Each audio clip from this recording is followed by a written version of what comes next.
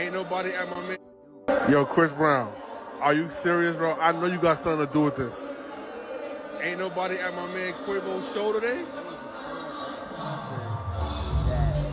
Basically, it's implicating that Chris Brown bought all of the seats or a majority of the seats at the venue because it was 30 minutes until Quavo was about to start performing, and there was barely anybody in the arena to watch him perform, man. It was him and there was a couple of other people.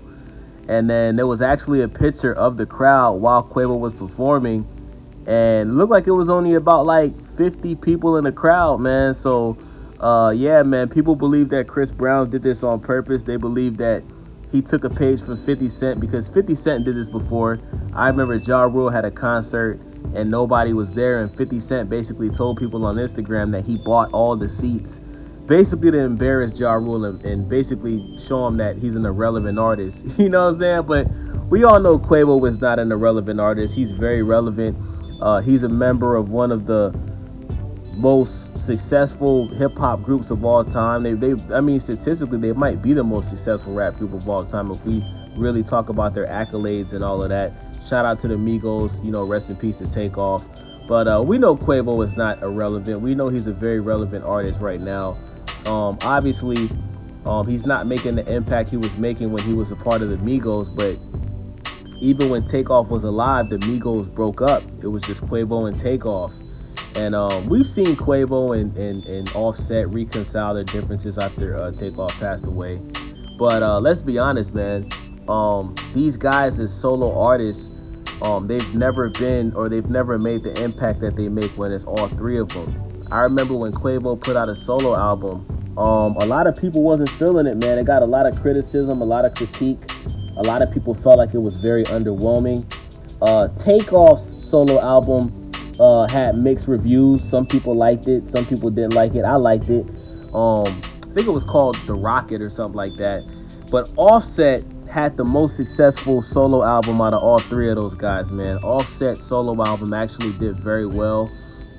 Everything about it was dope. The album cover was dope. He was basically, the album cover was basically, giving cadence to the Egyptians and all of that. You understand what I'm saying? And it was just a great project. You know what I'm saying? But yeah, man, this beef with Chris Brown and Quavo, man, it seems like it's getting real serious. It's funny because these dudes were both at a fashion show together, literally sitting right next to each other.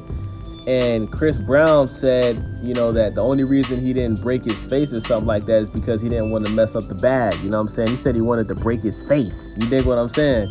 But I think these guys need to just meet up and just have a one-on-one fight around no cameras, no security, no publicity. Either just have a fight in private or just set up a boxing match, man. You know what I'm saying? Because these niggas can get a bag. If Chris Brown and Quavo do a celebrity boxing match, they can make millions of dollars. I think a lot of people would actually pay money to see this on pay-per-view.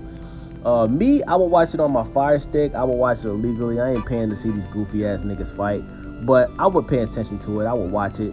But yeah, man, this beef is getting real serious, man. You know what I'm saying? Like, Chris Brown said in his song he wished it was Quavo that died instead of Takeoff. I'm like, damn, like, it's that serious? And all of this is because of, Quavo was dating Karrueche about, I think 2 or 3 years ago. And Chris Brown and the Migos, they were all friends with each other. But Chris Brown was looking at it like, damn, you was my homeboy and now you dating my ex? So from there, it was smoke. They actually had an altercation, I think, 3 years ago at the BET Hip Hop Awards, where Chris Brown was trying to fight all three of these niggas at the same time. You know what I'm saying? So now they're doing the diss songs, going back and forth with each other. I personally feel like Chris Brown had the better diss track so far. I don't like how Quavo put Takeoff, who's not even alive, and putting him in the mix-up. I understand Chris mentioned Takeoff's name, but, this is an issue with you and Chris. This ain't got shit to do with Takeoff.